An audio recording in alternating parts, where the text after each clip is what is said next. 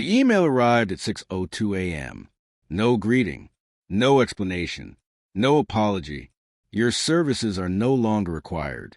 HR will mail your final paycheck. That was it. 12 years at the company. 7 promotions. Countless late nights. Erased in a single paragraph. Evelyn Carter read the email twice, then calmly closed her laptop. She didn't scream. She didn't cry.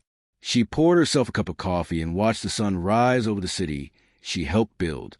By 9 a.m., the man who fired her will regret pressing send. Evelyn arrived at Atlas Group headquarters wearing the same navy blazer she'd worn for years. Security barely glanced at her badge. She was invisible to them, just another senior analyst who worked too hard and spoke too little. Inside the elevator, her phone buzzed. Marcus Hale, CO, her boss, the man who had taken credit for her work for nearly a decade. She ignored the call. The elevator doors opened onto the executive floor. That's when she saw him. Marcus stood outside the glass boardroom, laughing with 2 partners and a woman half his age, his new fiancée, judging by the diamond on her finger. He noticed Evelyn and smirked. "Oh, you got the email," he said casually, as if reminding her of a meeting. "You can leave your badge with reception." One of the partners chuckled. The fiancée smiled like she'd won something. Evelyn nodded politely. "Of course," she said. Then she added, "Before I go, I need 10 minutes. Marcus laughed. "For what?" "To finish what I started," Evelyn replied. He waved dismissively. "You don't work here anymore." Evelyn smiled. "That's where you're wrong." At 9:15 a.m., the board meeting began. Marcus took his seat at the head of the table, confidence dripping from every movement. The numbers were good. The expansion deal was finalized. The company was about to go public. Then the door opened. Evelyn walked in, this time, followed by a man in a charcoal suit and a woman carrying a leather portfolio. Marcus frowned. "This is a private meeting." The man stepped forward. Daniel Reeves, legal counsel for Carter Holdings. The room went quiet. Marcus laughed nervously. Carter Holdings doesn't exist. Evelyn took the empty seat directly across from him. "It does now," she said. She tapped the table once. The woman opened the portfolio and slid documents to each board member. Stock transfers, debt acquisitions, voting rights. Marcus's smile faded. "What is this?" he snapped. Evelyn met his eyes. "This," she said calmly, "is the consequence of firing the wrong woman."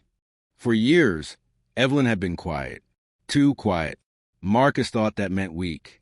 What he didn't know was that Evelyn's mother had sold her fintech company years ago for just under $1 billion and left everything in a blind trust. The condition was simple. Stay anonymous. Build something real. Reveal nothing until you're certain. Evelyn had done exactly that. She helped build Atlas Group from the inside. Then she bought it from the outside. Overnight. "You can't do this," Marcus whispered, flipping through the papers with shaking hands. "I'm the CO. We're..." Evelyn corrected. She turned to the board. "As of this morning, Carter Holdings owns 58% of Atlas Group.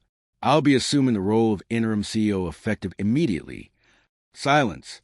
Then, one by one, heads nodded. Marcus stood up, face red. "She's lying. She's just bitter because she got fired." Evelyn leaned back in her chair. "Actually," she said, "I was fired because you needed someone to blame." She tapped another document. "The offshore account you used to hide losses? I own the bank." Marcus's fiancée took a step back. "You told me this company was clean," she whispered. Marcus didn't answer. Security appeared at the door. Evelyn didn't look at him as they escorted him out. She was already reviewing quarterly projections. 3 months later, Atlas Group rebranded. Marcus's name was scrubbed from the website. His shares liquidated. His reputation, unrecoverable. Evelyn didn't fire people by email. She invested in them. Productivity soared. Profits doubled.